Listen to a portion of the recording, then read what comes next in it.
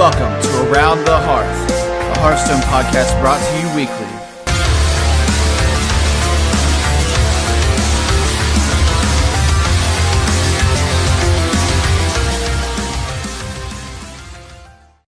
Ladies and gentlemen, welcome to Around the Hearth. It's Monday and it's time for another great show. Now, here's your host. He may be evil, but we don't know if he's chaotic or lawful. It's Evilsquirrel! Hello and welcome to Around the Hearth. This is episode 53. And in case you didn't hear, there's a new expansion.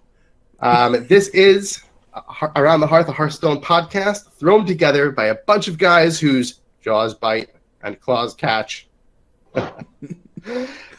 So yeah, it's been an awesome time. I know everyone's been out there playing with their new cards, cracking packs, having fun, going to firesides, doing all that great stuff. So I am so excited for this episode.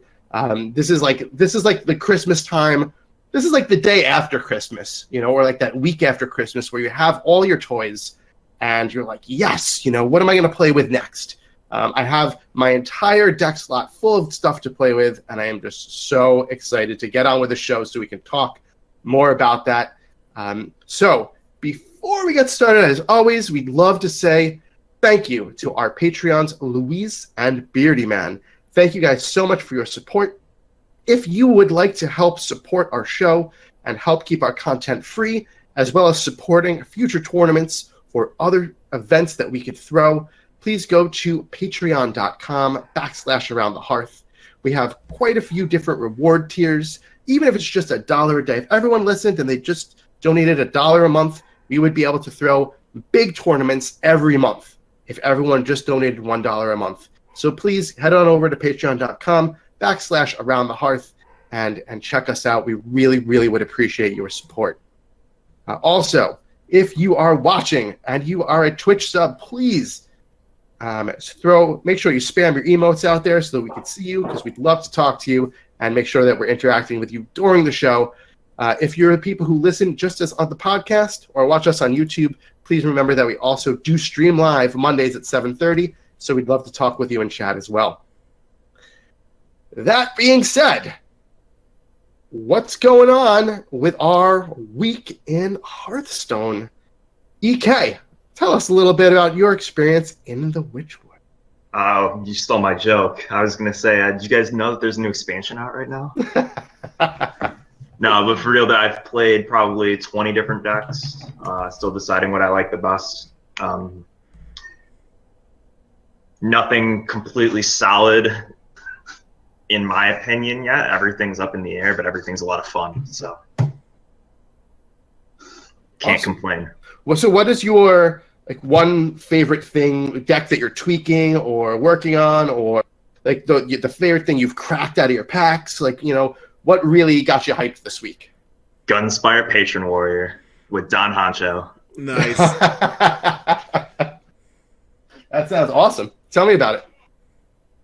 Basically, you just win with a bunch of patrons, or you out armor everything, or you go off with a 39 damage Gunspire in a turn. That's a lot of damage.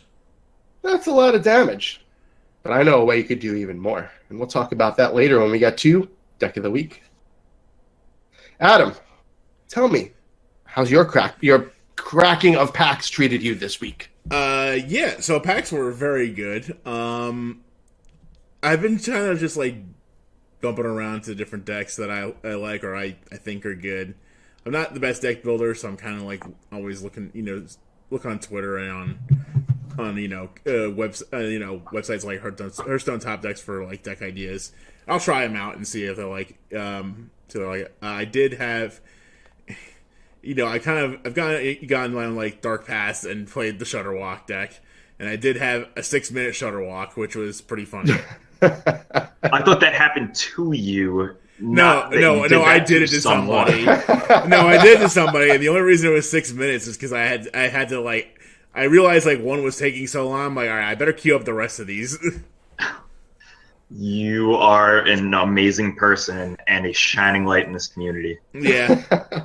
But other than that, I'm still a little I think this expansion opened up a lot of it's like the deck builders expansion, because they didn't really guide you down any real paths to what you should build, kind of thing. There wasn't like, oh, you should build Jade, you should build Freeze Shaman.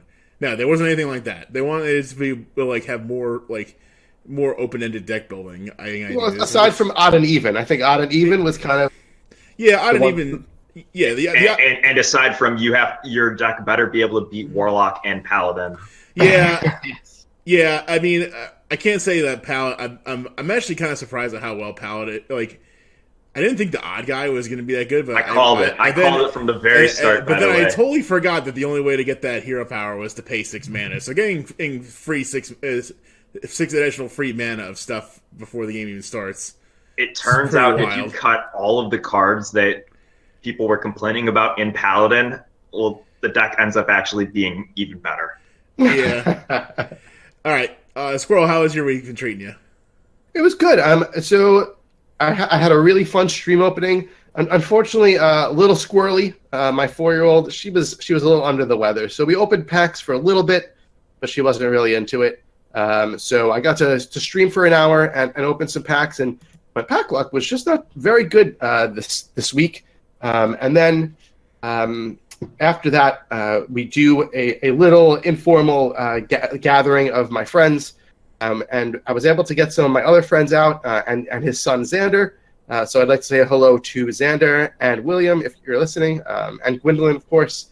It was really great to see you guys, and of course the cheat joined me as well. And next time we're going to make sure we move somewhere so that DES Adam can join us as well. Yeah, and maybe we'll fly in EK as well. We'll see. But life be a satellite. Yeah. So it was a lot of fun. I love getting together and just opening packs and like cheering for people when they open cool cards, and it was really good. But again, my pack opening was kind of weak. But I did have some packs I opened today, and I finally cracked a golden. The golden. I can't. The name is slipping. It's the 2/2 mage card. What is it? Archmage Arugal. Yes. I keep saying Archmage Arugula, like the plant. Yes, and from now on, he will always be known as Arugula. So I opened Arugula today, and I was excited because I actually liked him a lot when we were reviewing him. And even though he might not be so great right now, he has a full 2 years to have stuff work with him, and of course, Wild after that. I think he's going to be a great card. So that's been good. And as for deck building, I'm not very good at it. So I'm just basically in our Discord. Plug. If you are not in the Around the Hearth Discord, you can always find that information in our show notes, or you could just ask one of us. But there are decks being thrown around right and left, up and down, and everywhere in our Discord that we're chatting all day long. It's really, really gotten very good. So please come and join our Discord. We'd love to have you there. But I just basically yell out to people, give me rogue decks, or give me something that will kill Q-blocks because I hate them. And you know, it's fun to just get all sorts of different stuff. I've been playing a variety of things, and the fun of Hearthstone is back. I really feel the last 4 months has been like a cloud over Hearthstone. I feel like it was just the worst time in the whole time I've been playing that I've just felt bored. I didn't enjoy the meta. I just didn't enjoy where the game was at. And now I feel like it's a whole new world. I'm really excited. I'm having a ton of fun. So, I'm really looking forward to moving on with that. Yeah, well, real quick, speaking of the chat, in the chat on twitch.tv/AroundTheHearth, our good friend RybackRN says, my pack opening was ridiculous. I got 10 legendaries and 78 packs. That's a pretty insane hit rate. Wow, that is an amazing hit rate. When I was out with my friends at the fireside, well, not the fire, it was a fireside because we were all together. Well, technically, yeah. Yeah. So my buddy William just did the pre-order. So he had his 74 packs, and in 74 packs he opened 7 legendaries, and one of them was golden. I was like, wow. He was just legendary, wow, golden legendary. I was like, dude. So it's really good. And congratulations to you. I hope that all your legendaries were good ones and not every terrible one. Like, has there even been a bad one that, like, we we've seen this expansion. Like everyone's been playing all of them. The Aviana, Duskfallen Aviana is pretty terrible. I have not seen her yet, so yeah. She's pretty. She's I really, haven't really seen. I take that back. I was gonna say I haven't seen the other Druid one, but that's mostly because I'm at the rank where people are tryharding way too much and don't want to make 10-10 Stone Tusk floors. They want to win their games. Yeah, well, there's gonna, but that's the thing. That's why I love this time of year, because you have the people who are tryharding, who are playing their Q blocks, and they're big priests. But then you also have people. Like, there was one guy who I was talking to on a Facebook forum, and he said, "You know what? I think I have about a 10% win rate right now, but I am having more fun playing the game than I've had in a long time." And that's really what it's about, enjoying yourself and having fun. So I hope everyone listening out there is having a blast, having a good time. We'd love to hear from you. Please tell us about it and send us an email, aroundthehearthpodcast@gmail.com. That's aroundthehearthpodcast@gmail.com. We'd love to hear about your pack openings. We'd love to hear about how you're playing, everything that's going on. So, that's our week in Hearthstone. We will talk a little bit more about one of the decks that I really, really love right now a little bit later in our Deck of the Week segment. But now it's time to move on into the game news section. There's really not a whole lot of news. I mean, everyone knows the expansion dropped, so we don't really need to talk much about that. The big thing that people are talking about now is Shudderwock and how long it takes to play against him. If you've never seen Shudderwock played against you, like me, I have to this day never had a Shudderwock played against me. Same. So I understand, and I've watched plenty of people have it played against them, and I get it, and I still think it should be addressed. But well, I think the issue of addressing it is more the bugs rather than the actual if it's card. good or not. Yeah, because I ran into a guy, I played against one guy playing Shudderwock, and it wasn't like the most optimized version. Like, there's been a bunch of different, okay, when we say the Shudderwock, we mean the combo deck. So the combo deck is basically play a bajillion one mana Shudderwocks. Eventually, you'll kill your opponent through life drinker triggers. I had someone do that to me, and he had like a whole bunch of triggers, like Lone Champion and Elise Trailblazer. I'm like, what are you gonna do with all these packs? I'm like, make up for the fact that he probably didn't open that many packs. Yeah, I just killed him. I really feel like, and before we talk about Shudderwock and the official thing first, I want to say that I think it's a fun card that, if it was tuned a little differently, would really benefit the game and be a lot of fun to play. Like, if you could, like in Jade, in Wild, I think it's an awesome card if used that way. You know what I mean? I think there are so many awesome ways that Shudderwock could be used in a fun and interactive way. Not in a way where, when you're at the Hearthstone Invitational and you get your Shudderwocks going, you stand up and leave the room to watch Ali Straza sit there and get Shudderwocked for 5 minutes. It's just not the way that you should be. So, that being said, Dean Alea from Blizzard said on Twitter that Team 5 is definitely aware of the community's response to Shudderwock and the Shudderwock combo, and they are already getting to the point where they're going to evaluate whether, if anything needs to be changed or at all. There's no doubt the card is really, really strong and definitely has drawn some initial ire from the community members. The card's caused a lot of players to miss their turns because of all the animations, just like Norse Damu, where you could set it so that it would basically skip your opponent's turn.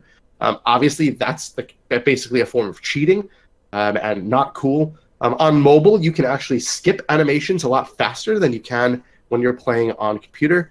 But that being said, there's also some other bugs that also allow a player to end the turn with 11 cards in their hand. Obviously, there are bugs that need fixing. There's an interesting Disguised Toast video out about it, and it's pretty cool. So before we move on, what do you guys think of Shudderwock? EK, tell me your opinion on Shudderwock right now, and if you think anything needs to change. I think if they're going to fix anything, they just need to fix the bugs. The deck has a 35% win rate at all ranks. So clearly the data supports that it's not even that good. But it's definitely something to watch out for in the future if we get like some crazy battle cries. But the problem is, because that card exists, they won't print crazy battle cries. The other thing I will say about it is it took them 3 days to fix Shutterwalk, but we've been waiting 8 months for Naga Sea Witch and over a year for Barnes to get fixed. Yeah, that's pretty much all I have to say. Adam, what's your thoughts? I think like the combo Shutterwalk deck isn't even the best version of the Shutterwalk deck. I would agree with that. I think like the one that's like the more mid-rangey one with a bunch of elementals is way better, because like, so in like the general scheme of meta, combo beats control. That's why a Shutterwalk looks so good on like day 1 and day 2. Because people are playing slow decks. Slow, greedy. They want to play with the cool new cards. They want to play all the cool new cards, and Shutterwalk wants to do that too. Except it wants, it has a win condition, so it kind of makes for like a negative play experience. But that's just like how it is. Like that's kind of it's kind of like the same thing as everyone's playing slow, greedy decks. I'm gonna play Face Hunter. It's basically along those lines. I just think that if the list So it's kind of like Quest Mage. It's like, Quest Mage seems really good. It's like, well, that's in a vacuum, and it's like only against certain things. I think if the mid-rangey one gets more refined, I think it's like way better. It doesn't even like need Grumble to win the game. It like, because like duping like Calamos triggers is pretty ridiculous. Sure. So yeah, I mean, if you're gonna take 18 turns to try and win a game, you just win the game. You kind of deserve to get OTK'd, but like, the fact that they're doing what you should be doing, like on the verge of fatigue, like potentially on curve at turn 9, turn 10, like that's a problem. Yeah. No, I agree. There's definitely I like Shutterwalk. I like the concept of Shutterwalk. I have yet to play Shutterwalk against or with him. I did crack a copy of him, but I have to say that a lot of times we're a little too fast to say, like this is crazy, this is out of control. Sometimes when releases have happened, we've said that, and it's turned out we've been right. Certain cards have been too overpowered, and they have been shortly nerfed, either shortly after or whatnot. But we will see. We'll see how it goes. I don't see them out there a lot now anymore, so it might have just been a phase. Yeah, everyone kind of realized, hey, why don't we just play aggro? Well, plus the deck is very draw dependent too. Like if I don't draw a Shutterwalk, I don't win the game. Shaman's notorious for having awful draw. I think that there's also an issue with design space with Shutterwalk that is going to possibly cause them to, that Blizzard's biggest thing is they don't like their design space limited. And Blade Flurry guy for design space. Yeah. So every shaman and every neutral battle cry now needs to be evaluated with Shutterwalk. So maybe they'll change it to a maximum of 10 or something, or who knows. It's the same idea with Death Rattles and N'Zoth.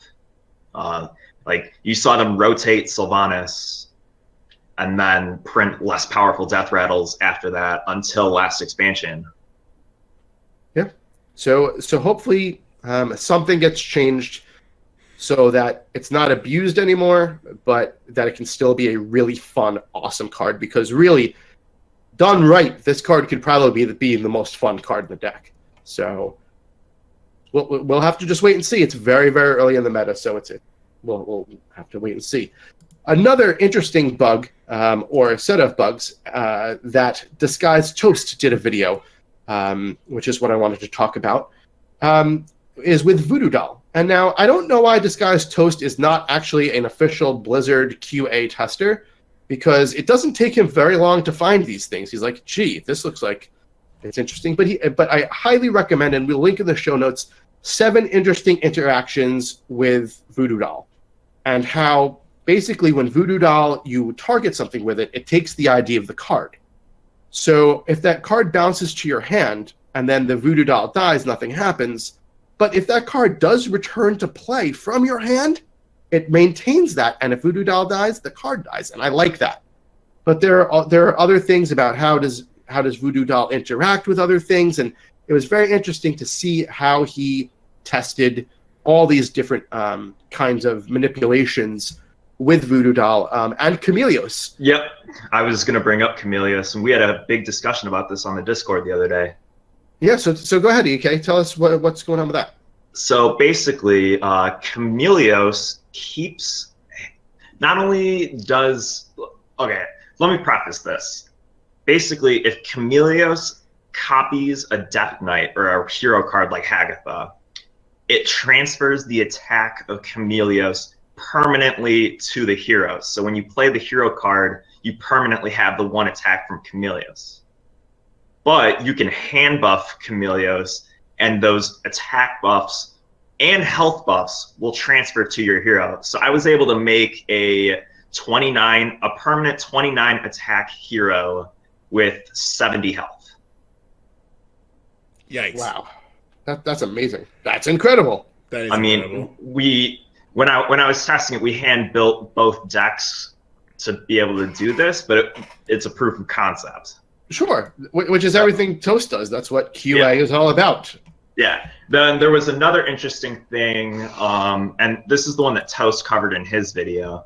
If you hand buff Chameleos to 5 or more attack, and then copy Shadow Reaper Anduin with it, it'll kill yourself. That was so funny. Because the Chameleos attack transfers to the hero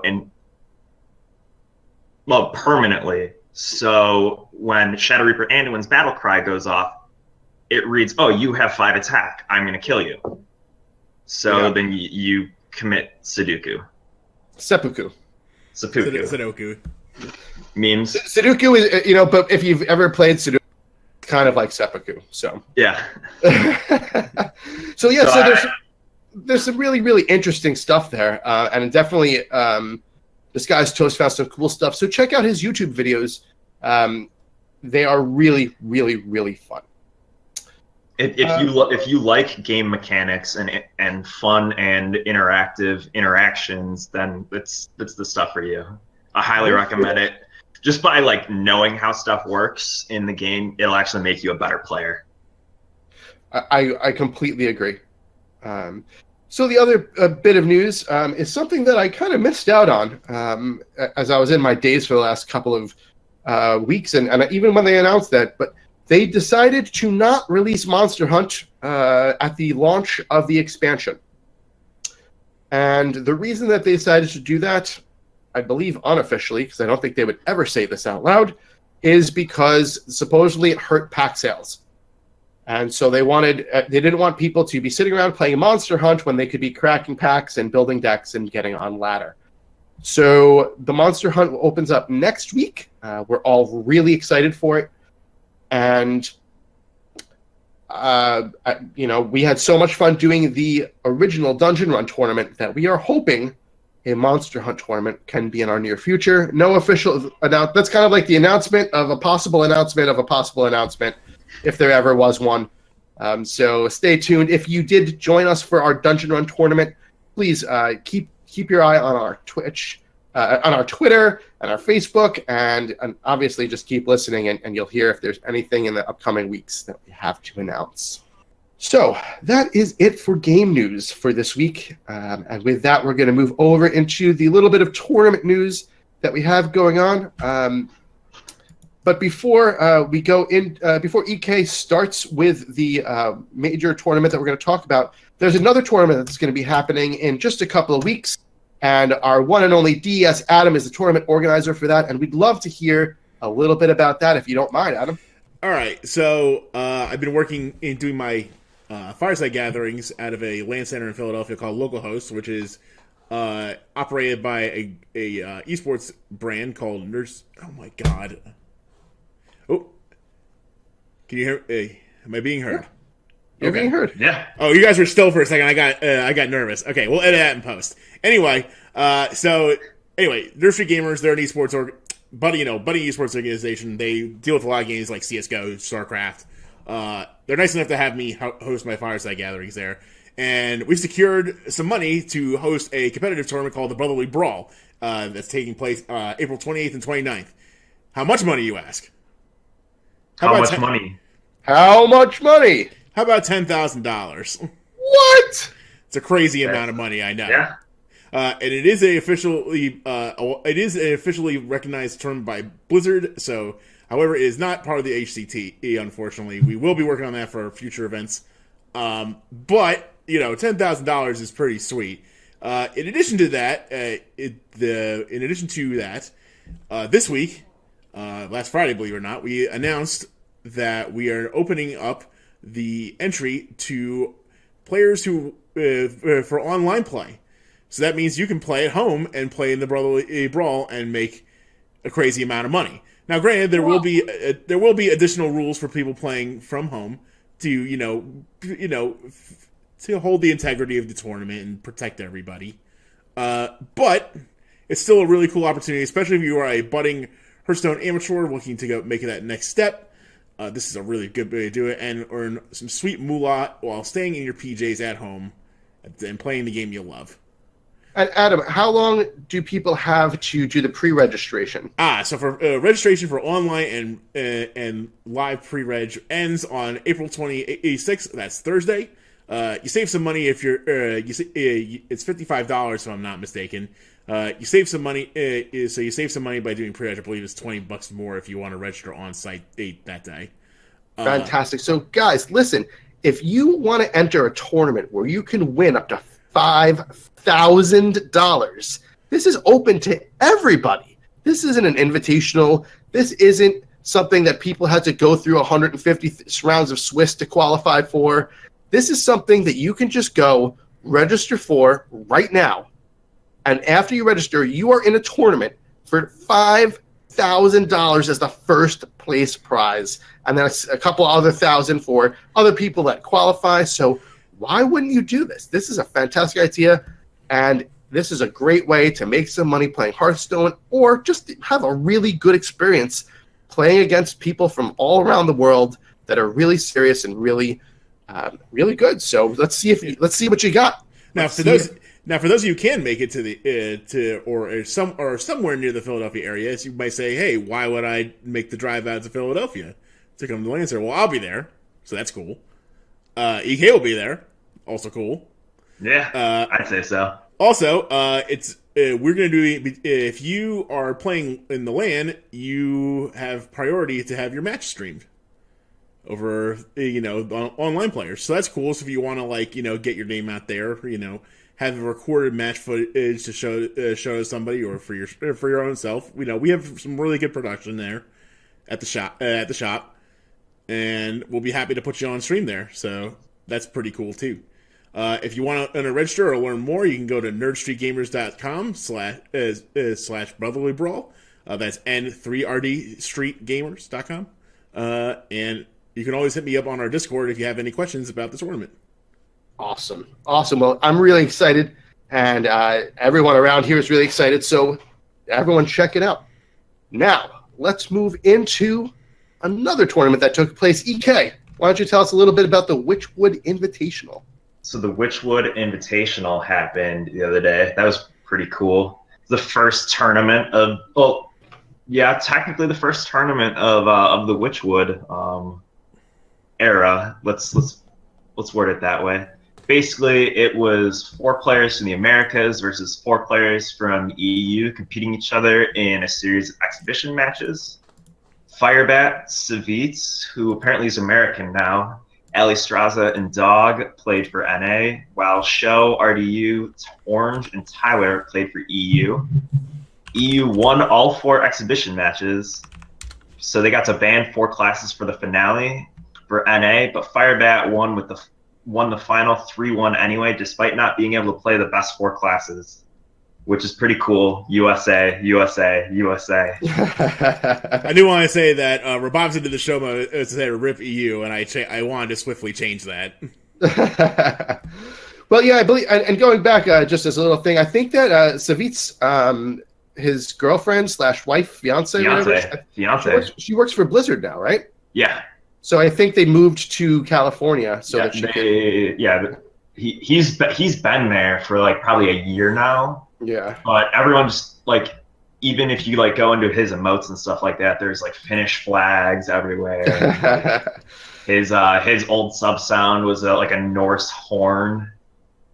Yeah, it kind of reminded me of the Minnesota Vikings every time they scored a touchdown. Skull.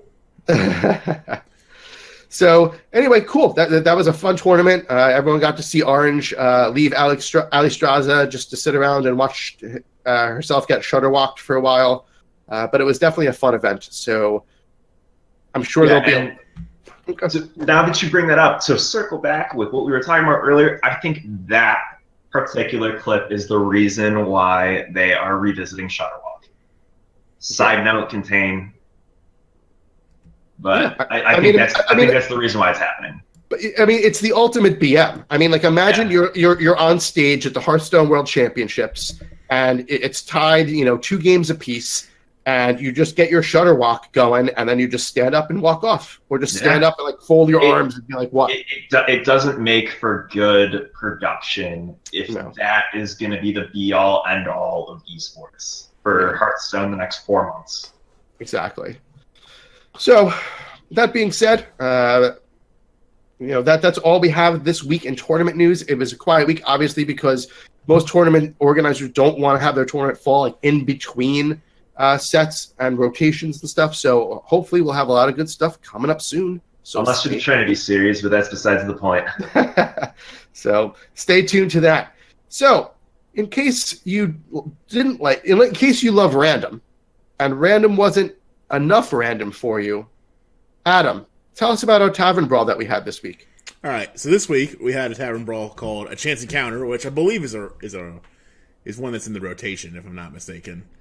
So basically, you pick a class, and your deck's full of minions, I think only, that do something random, whether it's on Death Rattle or Battle Cry, whatever. Something happens randomly. I think that means that they put any card where any kind of random is in the source code. So anything's up for grabs, pretty much, of that. So like you had stuff from like Mad Bomber. I think I got Toki one game. That was pretty cool.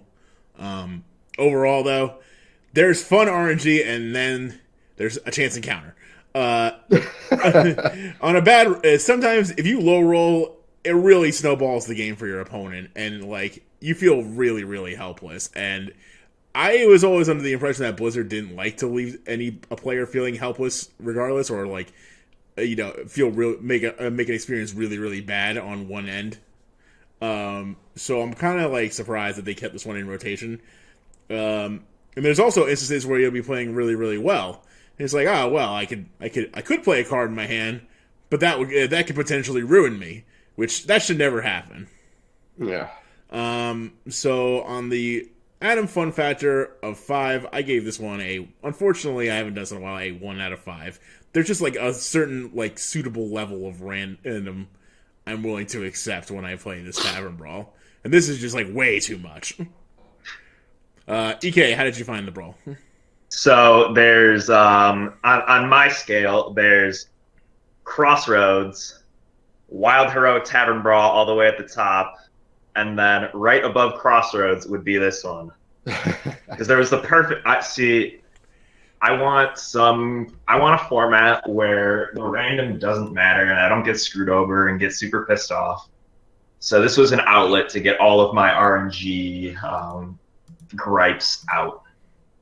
So I actually played it 4 times. I usually don't do that, and it wasn't even because I had quests. I just enjoyed it for a couple games. I thought it was. I don't remember it being in the rotation, so it was something completely new, and I wanted to try a couple different classes. Cool. So what would you give it out of 5? I give it 2. 2 out of 5. Okay. Step up. Like I said, it's a small step up from Crossroads, and Crossroads is a 1 out of 5 for me. Sure. I agree with you, EK. I'm kind of with you at the 2 rating because one of the things we always talk about is this quest fun, or is this Tavern Brawl fun and repeatable? And I would say no. I mean, I did play it a few times just to kind of like do things, but I wasn't really having a whole lot of fun. And now with the quest rewards being so much easier, there's no need to go into tavern brawls to kind of like do your five. Like you have that 60 gold quest to win 5 games as a certain class. Like now it's like win 2 or 3. It's win 3 games. And I got the win tavern brawl quests for 60 gold, so I felt like I had to do it. Sure. So I don't know if I didn't have the tavern brawl quest, you wouldn't see me in here very much. I give it a 2. Probably. I agree.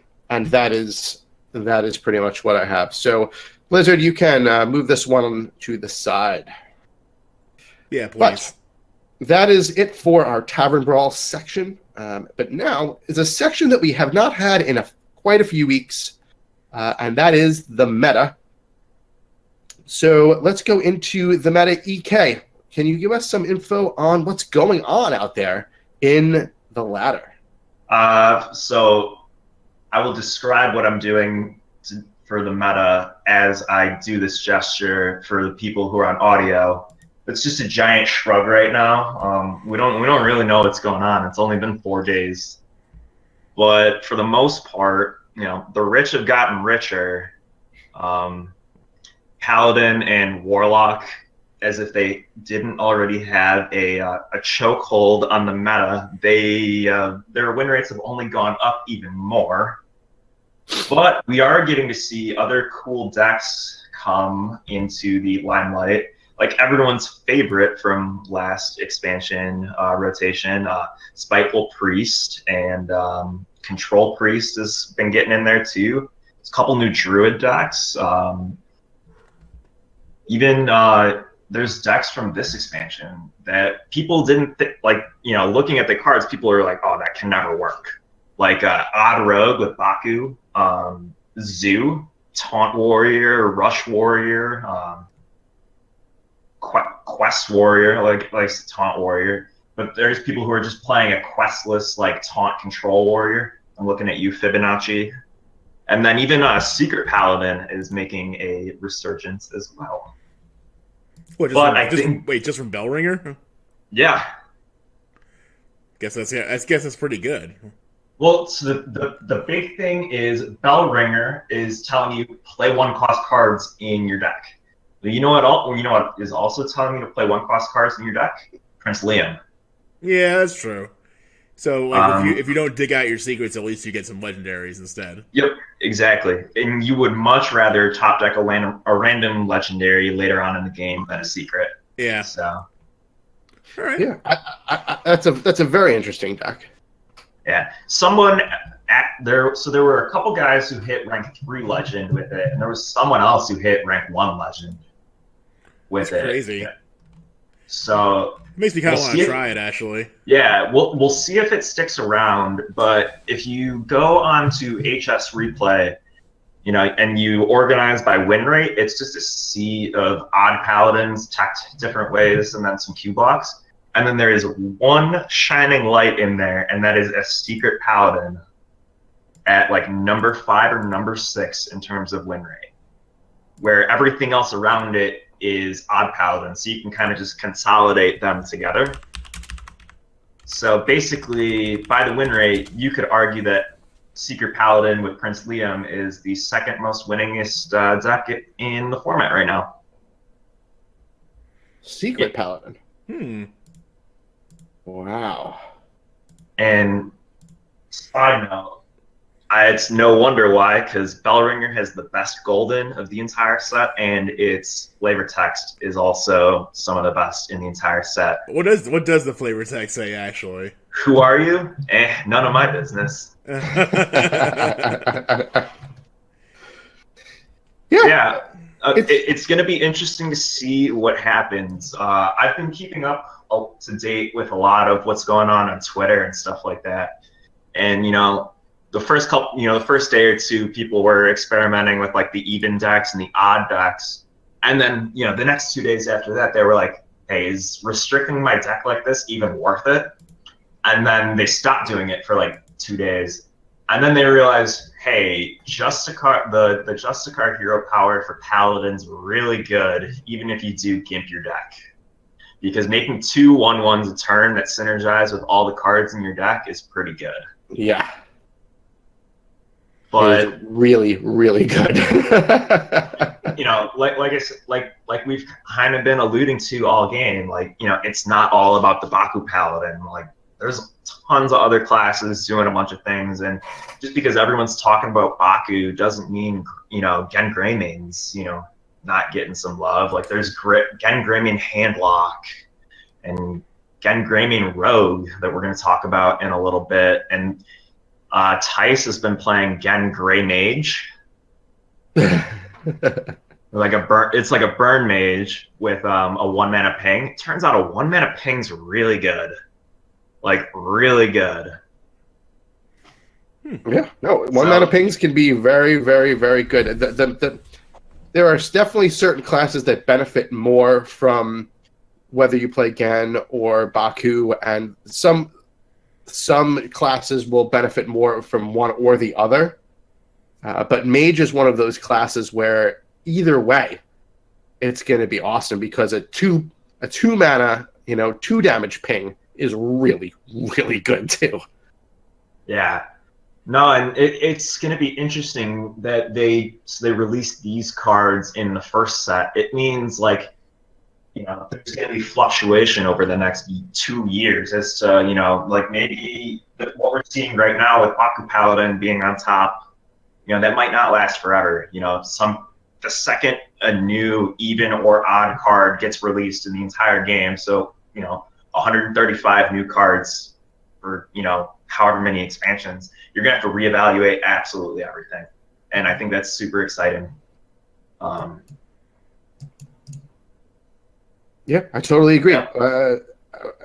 Adam, what have you been facing in the meta? Does this all sound just about right to what you've been seeing? Yeah, pretty much. I gotta be honest with you. Like, things are kind of fleshing out. Are you seeing 80% paladins like I am right now? I do see a lot of paladin. I'm playing in, like, the 4 to legend range of wild right now, mostly. So I'm like 80-20. Well, that's actually even better. Paladin. That's actually even more ridiculous than wild. So yeah, I don't blame anybody.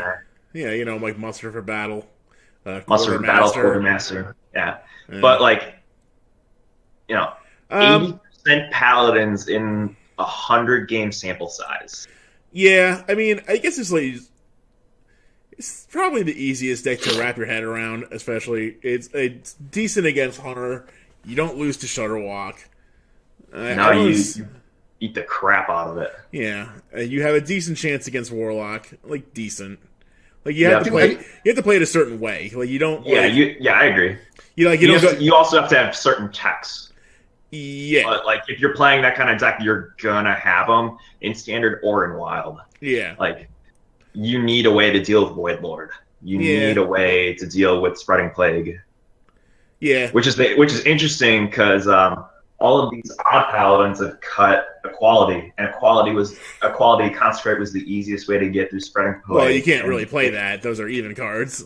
Yeah, exactly. So that's why we've been seeing a surge in Druid in both formats, is because Spreading Plague completely locks out that deck. Yeah, we definitely poo-pooed on Druid coming into the expansion, but it seems like they can survive. I was hopeful. I had faith in it. I knew Druid always finds a way, because their core cards are so good. Yeah. So what aren't we seeing? Are there any classes that we're really not being represented in either the standard or the wild metas right now? Not really, honestly. I've seen like a little bit of, like, at least right now, I'm seeing a little bit of everything. I think Warrior is the one I see the least. And I think that it gets attributed to the decks that are good in the metas right now for both of those classes aren't straightforward to play. Right. Yeah. So it's a lot higher of a skill cap. It's not just, let's have a Skull Minari, pull out my Doomguard, and then I'm going to cube it and Dark Pact it, and then I'm going to hit you in the face for 20 damage for 6 mana, or something ridiculous like that. Like, you have to plan your turns, you have to optimally trade, you have to manage your resources. Like, you know, it actually takes some skill to play. Yeah, it sure does. And I agree, absolutely. One of the questions I want to ask EK as our resident paladin expert. The paladin one trick of the bunch. Yeah. When we were going over the reviews of the cards, one of the cards that really stood out for us was the gargoyle. Was it? Oh yeah. The 2/2 divine shield taunt if you have a dragon in your hand. And has that seen play? So it was experimented with from like in my circle of friends and playtest group and stuff like that. And like Dragon Paladins, it's okay. Like it gets the job done. Like you can get there. It's kind of like a tempo warrior without the rush in it. I mean, you just play super, super efficiently statted minions, but why play that when you can just vomit dudes nonstop and buff them up? Yeah, no, I agree. I haven't really seen him, and I'm waiting for more dragons to come out. Yeah, I think printing that is indicative of them doing more dragons in the future. The one archetype that I was really hoping to see would make some sort of appearance, which I haven't, and I'm going to build this deck some point this week and maybe make it deck of the week next week, is the damage yourself warlock deck.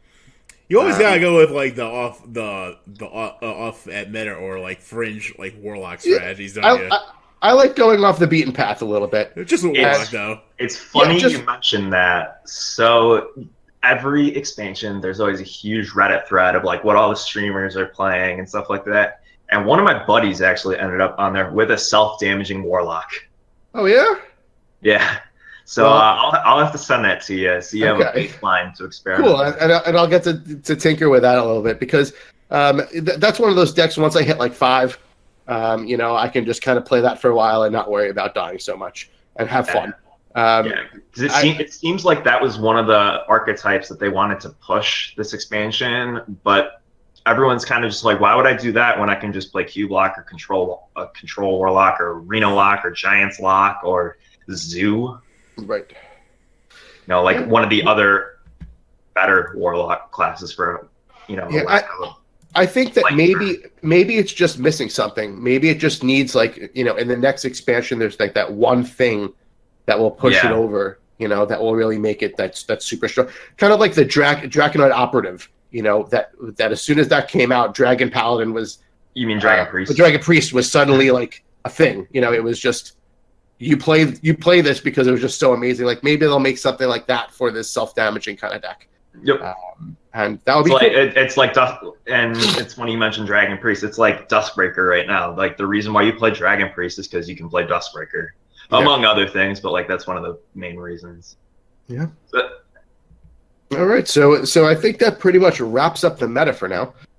If you are seeing anything around the meta, or you have any questions, or you want to, give us some input, as always, you know how to get in touch with us. So we'd love to hear from you.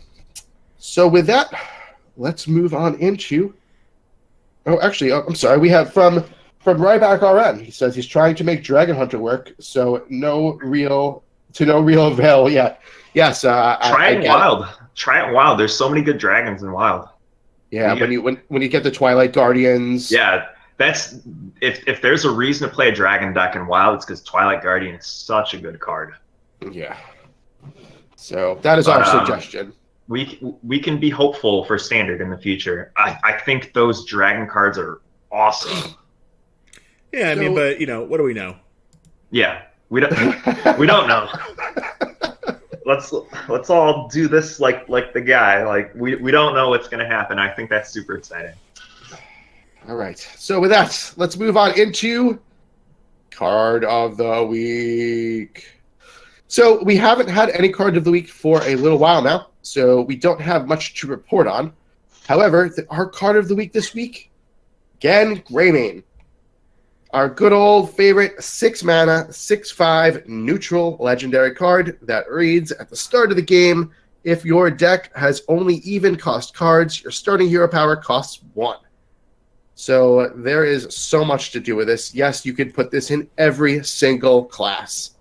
So what do you think? I guess the question is, Adam, what do you think is the best and worst class that you could put Ken in? I think probably like the best classes are like stuff where like that ability is super valuable for 1 mana when it normally isn't. And so I think like it doesn't exclude too many classes. I think the ones that exclude the most are probably like Druid and like I know people have built like I know like Shaman has. I've seen a lot of even Shaman actually. Yeah, I think the reason why is because that 2/3 eel that does 2 damage. Yeah, it's a really good tempo play. I would say Shaman if it weren't for that. You know what I mean? But I think like even while 1 mana shapeshift is still fine, and Druid has plenty of good even cards. You get all the removal, so you get swipe, you get wrath. You get to keep wild growth. You get to keep spray. You get spraying cliff. Yeah, you get all the ramp. So the nerf to spreading plague is relevant. The only thing you don't get is the big thing you don't get as far as Druid stables is like nourish. Yeah, but I guess you could. I mean, and I guess maybe you don't get the Death Knight either. You get nourish, but you get branching paths, which will still draw you 2 cards. Yeah, so you have options. I think the big hit is though no Malfurion, the best. Yeah. But why play Malfurion when you can play a shiny new Lunara? Yeah, that's true. It, like thematically doesn't make sense on the board. Your Lunara turning into Death Knight Malfurion. But I've been Nemsy turning into Blood Reaver Gul'dan for I don't know how long. Fair enough. But hey, doesn't Lunara have one of the best emotes ever? Yeah, she does. That was wild. I bet that the wild players love that, right? Yeah.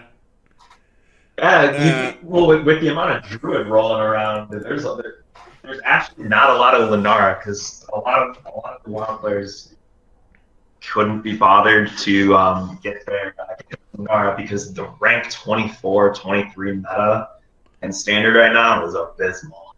I kid you not, it took me 6 hours to get my Lunara. Oh, that's rough. But yeah, I played like 30 games trying to get her just because it was that much of a toss up as to what I was going to play. Like, yeah. So I picked this card for Card of the Week because I think I think it's pretty much agreed that having an enhanced hero power is good, but a 1 mana hero power might be a little different. I thought about it. The worst class probably to use this with is Priest. I really don't care if I heal for 2 for 1 mana. Yeah, I agree. What about you, EK? Real quick, what do you think's best and worst? The worst, maybe Priest. I want to say Warrior just because there's so many good tempo and removal cards, and what are you going to do with a 1 mana armor up? Yeah, I think Priest and Warrior would be better if it said starting hero. If it didn't say starting hero power on again, then you'd be in good shape. Yeah, because if you could get your Death Knight, but even then, like, granted, here's the wild perspective in me. Why wouldn't I just play Raza and play a full curve? Yeah, but in standard, it's a completely different story. Yeah, it's like if I had 1 mana Ragnaros hero power or 1 mana one mana Whirlwind with the Death Knight in my tempo deck. Yep. But so for me, I think I actually think that one of the best classes for this is Warlock, because a 1 mana life tap is nasty. It lets you play Giant on turn 3. Yeah. It is really, really strong in Warlock. And that's where when I play against a Warlock and I see Gen come out at the beginning of the game and I know that they can life tap on 1, and they don't even have to, because that was one of the things, like, why is Cobalt Librarian so good? Because he's like a life tap on 1 with a body, but he's like a life tap on 1. But when you can life tap on 1, regardless of whether you have that card in your hand, it's just so strong in that class. Yeah, so you get to keep all the cool cards. The only cards you're really missing out on, Godfrey and Voidlord. Yeah, which is okay for me because I don't want those cards in my deck. I made Golden Godfrey. I don't regret it. It's really cool. The gun fires and you see all the smoke coming out of the gun and like the I apologize. Explosion. I do like Godfrey. I think he's a great card. I don't want Voidlords in my deck though. Fair enough. I want to do something without Voidlords because if you want to talk about a card being cancer, that's the card to me. It's pretty rough. I have a mission against Q-Blocks right now. I'm not going to rant and go on about it. If you want to hear what Evilsquirrel has to think about Q blocks, and the Void Lord card. You can go into our Discord and see lots of swear words. Yeah, I will say the Discord is not PG. No, it is not. It is not PG. But I will tell you that It is a place to vent if it's needed. yes, I will. So anyway, I will build a Warlock deck. That will be my fun for this for the week. Okay, So, that was an answer to the question I was about to pose to you two. What is the class you guys are going to try again Greymane with? Probably Shaman. Just so I can play that eel. I really think that eel's really good. Yeah. Oh, and I'll have to send you the list that I was playing. It's actually really cool. Like, you can run Alakir and Corpse Takers.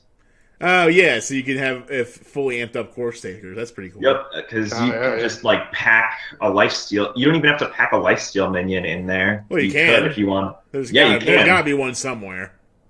Yeah, and you get to play all the cool like tempo cards and all the totem synergy cards, except for the guy that summons Alakir. Hey, go figure that. Right? Yeah. I think even Shaman's actually a lot of fun.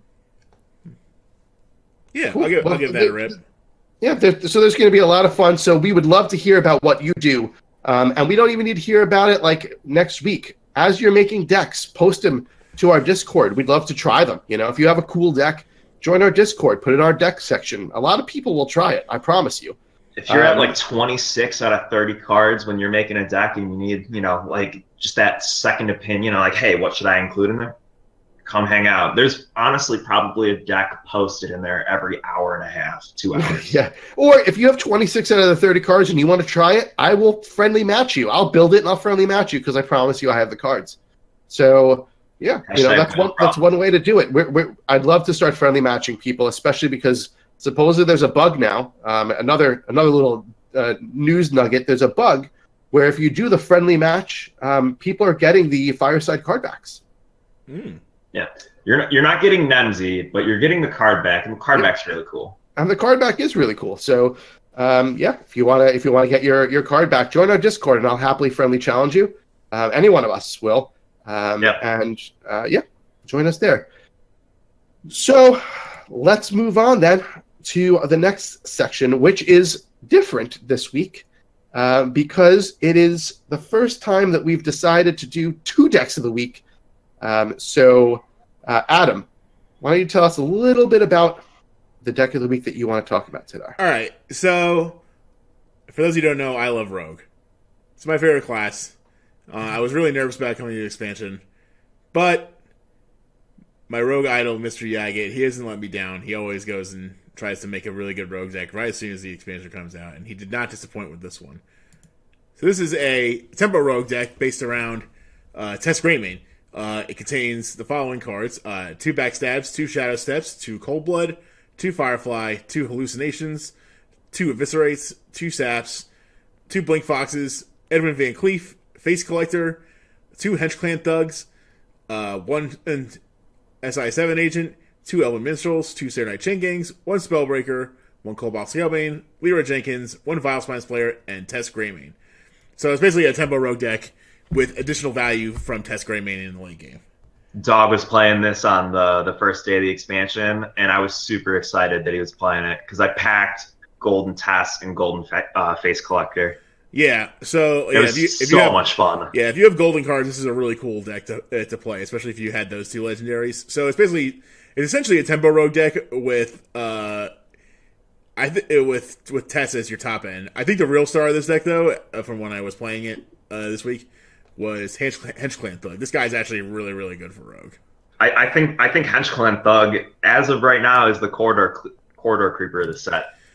He fits in a lot of classes. Like, Druid can use him, Rogue can use him. Or, like, it could be decent. I don't think people expected it to be as good as it is. It's not, like, blown down doors, but it's definitely good enough. Like, having a 4/4 on 3, very, very strong. Especially, a 4/4 on 3 that you don't have to sacrifice anything for. Like, you don't really sacrifice on anything. 2 is a really good play for Rogue. Yeah. So even if you had to use up your last dagger charge, a 4/4 for 3 is still very, very good. So as far as tech cards we go, I suppose like you could, if you were going up against a lot of aggro decks, Sap would be the first thing you would cut, and you would put in like Fan of Knives or something. Maybe another SI7 maybe another SI7 because like I hate to say it, but like Rogue's getting the same problem as Hunter. 3's getting really crowded. We don't have that many spots. I can't play everything. The version I was playing double Fan just because I felt like I needed it for the Paladins. Yeah. So yeah, I think this deck's actually pretty strong. Is it the best tempo rogue deck? No, there's been I don't know. But there's been a lot of tempo rogue decks that have hit high legend. Don't use a whole lot of new cards, but the one thing they all have in common is Hench Clan Thug. So that's definitely like a winner for rogue. Yeah, there's from what I've seen also there's a 50-50 split between people playing the Avis Sap combo and then Kelseth. People are actually playing Kelseth again. And Kelseth is I see all the time. He is back with a vengeance. Yeah, we thought he was gone, but he's back. I mean, he's still a good card, but I think with the way we're situated right now, doing the eviscerates and the saps is going to be better for the short term. Yeah, at least for now. Like I said, if aggressive decks come into the format, this definitely is a flexible build. You don't even really need... If Warlock is ever not busted, broken, putting Void Lords out on turn 5. Yeah, I would say. I would say if you didn't own Tess, you could probably like substitute that with like another Vile Spine Slayer or like a Lich King or something like that. Yeah, I'd say Lich King. If you didn't own Face Collector, you could probably just slide in another SI7 agent. I can't say anything bad about having double agents. No, or like you said before, double Vile Spine is also probably pretty decent too. Yeah, sure. But if you love Rogue, Tess should be a must craft for you. Yeah, it is pretty fun. It's such a fun card. That too.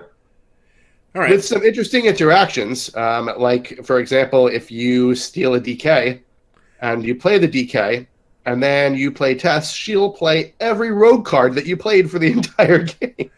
Yeah, pretty nuts. Yeah, she can. Or if you're in a rogue mirror, she's just an 8-mana 6/6 that does nothing. Yeah. Yes. That's the only problem. So if you're running a rogue, Tess is basically a vanilla 6/6 for 8.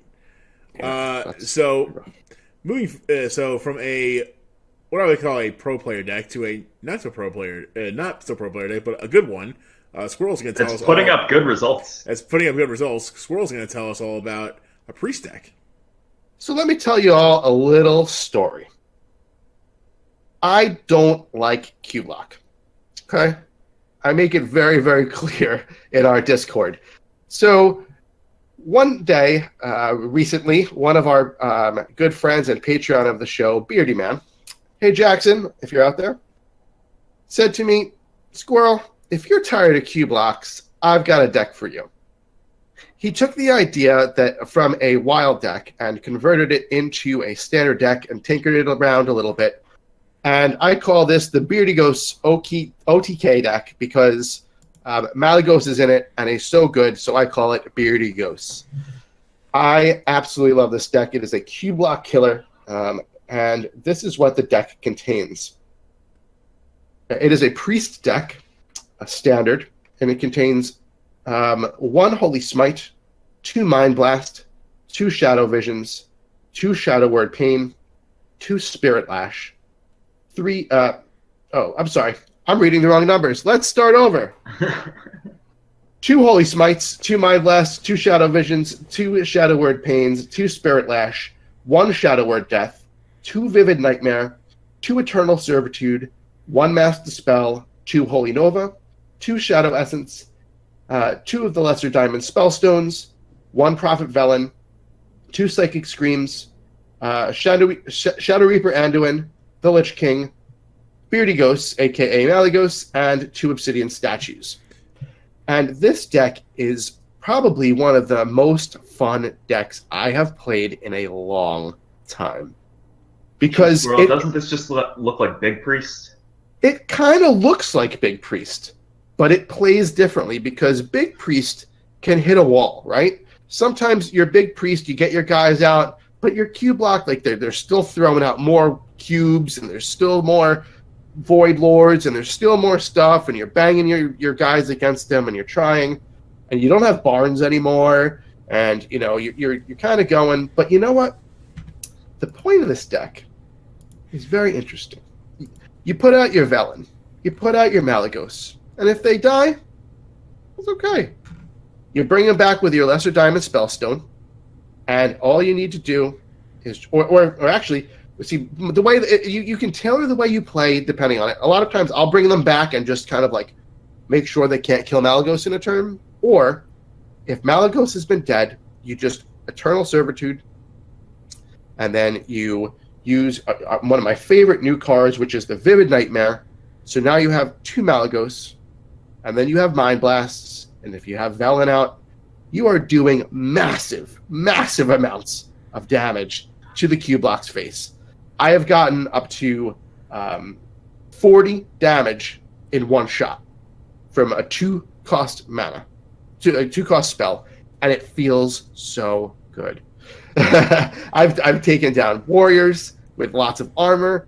I've taken down all sorts of stuff. This is a really, really cool combo deck because of that really cool Vivid Nightmare card, and the way that Velen and Malygos interact with each other, and where they stack and they stack and they stack. Oh, it's so much fun. Have you guys had a chance to meddle around with anything like that? Honestly, no. But it doesn't. I've done a little bit. I can't remember what Vivid Nightmare does though. So honestly, because I don't own it. Vivid Nightmare is a 3-mana epic priest spell that summons a copy of a minion you have in play, and with only 1 health. Okay, so it basically makes more Malygos. Right. So you make more Malygos. So if you have Velen out, or you can make more Velen too. That's the flexibility. Okay, yeah.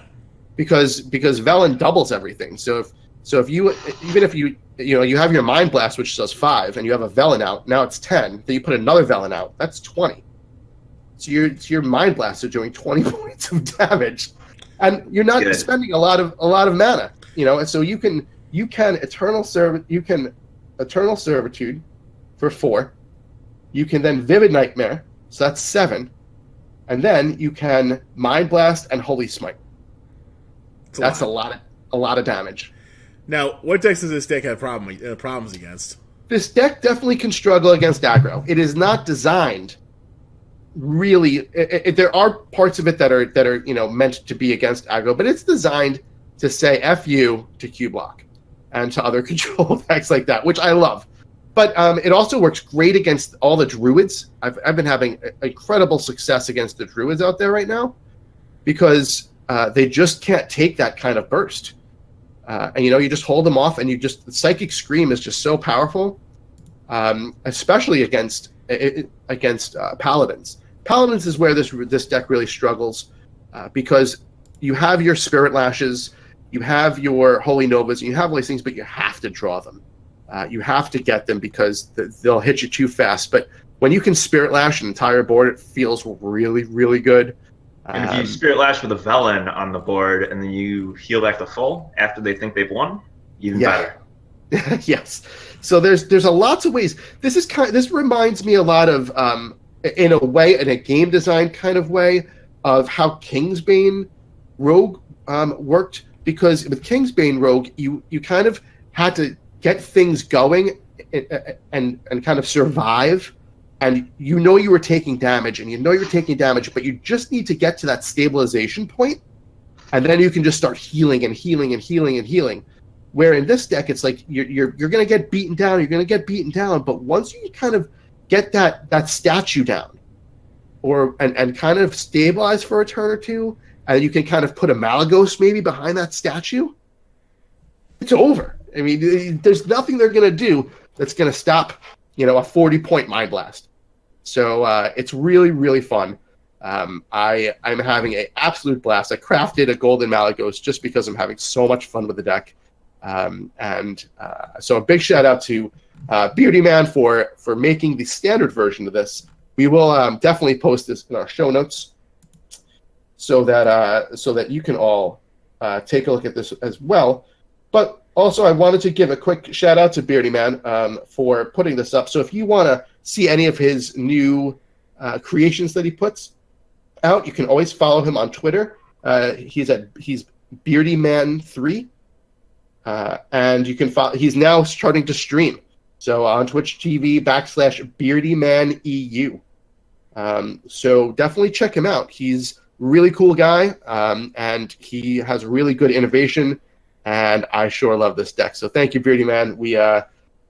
I really enjoy playing this. So if you want to have fun, try this deck. If you're playing against Q blocks and you're like, man, I hate this, play this deck. You'll have a lot of fun.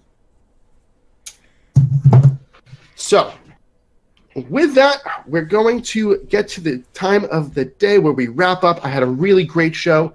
Thank you so much, EK, for joining us, and DES Adam, as always. It's been a great show. I've been having so much fun talking to you today. We do not have any new iTunes reviews this week.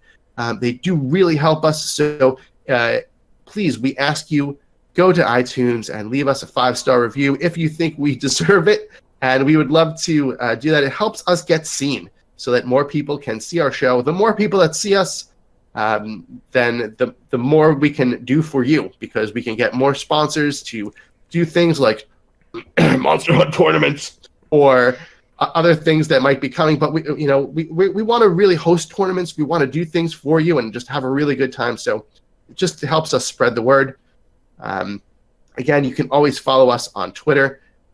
Facebook, we are at Around the Hearth. You can email us aroundthehearthpodcast@gmail.com. We always take Twitch subs and primes, and we are on YouTube. So if you do miss us on Mondays, you can always check us out. Our videos go up on YouTube, I think, on Wednesdays. So you can always check us out there. Just remember to subscribe and hit the bell so you're notified. Smash that bell. Smash that like button. And make sure you share the video with a friend, and because we want, we love it when new people will show up and hear all about us. Absolutely, and like I said at the beginning of the show, one of the best ways you could support us for even just like $1 a month or even $1 a show is to go to Patreon.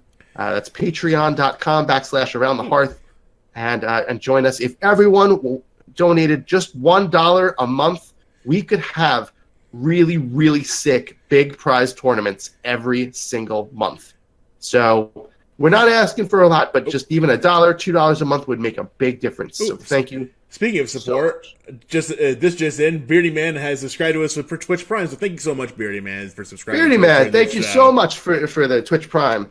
We really appreciate that. That your Twitch Prime subs and regular subs and all that stuff, they go to right back to the show. To our funds so that we can throw tournaments and do other things like that. So thank you so much again. So for EK, DES Adam, and unfortunately Rebobson wasn't feeling too well, so we wish him feeling better. And of course ZT Dubs, this is Evilsquirrel. We hope you have a great week and good luck in the Witchwood. Bye, boys and girls. Have a good week, guys.